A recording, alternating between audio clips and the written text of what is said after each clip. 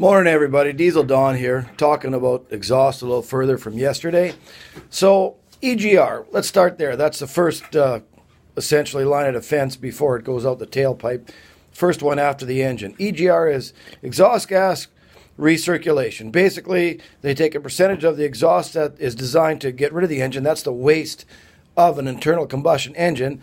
And in their wisdom, they felt it was good to pipe that back into the engine and make it eat its own waste. Much like if we ate chicken fettuccine Alfredo 2 days ago and they decided our waste would be less toxic if we ate a certain percentage of that again with our regular food intake, and then therefore our waste would be less harmful.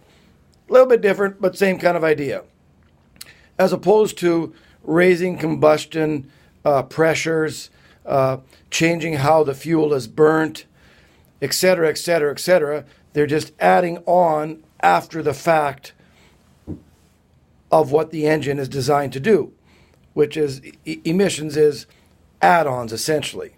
Now, there might be engineers in the group that would add to this that it's not quite so simple, but I'm sure the designers of the internal combustion engine would chime in to say that they have been able to make these engines more fuel efficient for many years.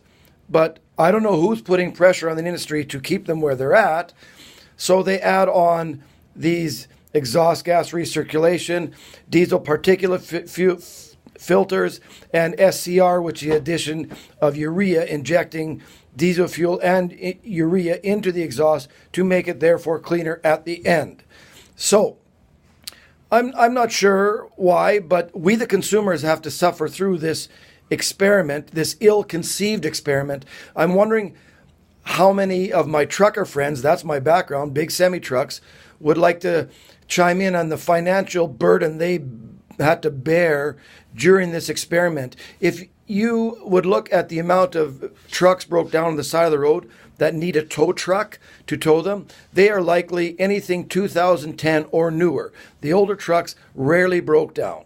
Now, I wonder if there's a carbon footprint attached to the tow truck to pick up that truck, to the countless new EGR coolers had to be manufactured to repair the junk that they added on, etc., etc., etc. That needs to be added in the complete equation to the carbon footprint of a vehicle. I still believe we need to focus on fuel efficiency, clean burn, and not so much on adding on to the exhaust to just clean the air of the waste that the engine's making. Just some thoughts on exhaust. I got lots more to add. Next time I'm going to talk about diesel particulate filters. And yeah, I'm probably about 15 years behind the times in technology, but a lot of my trucker friends, I'm sure, will say they have bore the brunt of the economical cost to them individually of the ill-conceived experiment designed by the emissions powers at be, making these regulations. And that, I think, is a grievous misuse of their power because it doesn't affect them. For myself personally, I don't get upset till it really affects me personally. Then I'm enraged and I go on all these rants.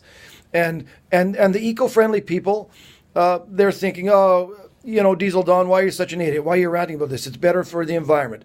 Well, yes, but it's not affecting their income right now. It's not affecting their livelihood, so they think all's good and the trees are growing taller.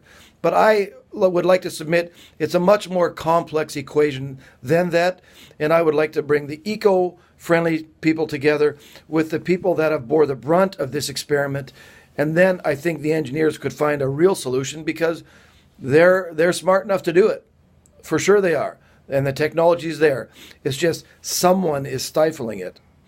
And I think we probably know who that is. That's it for today from Diesel Don. Thanks. Have a good day.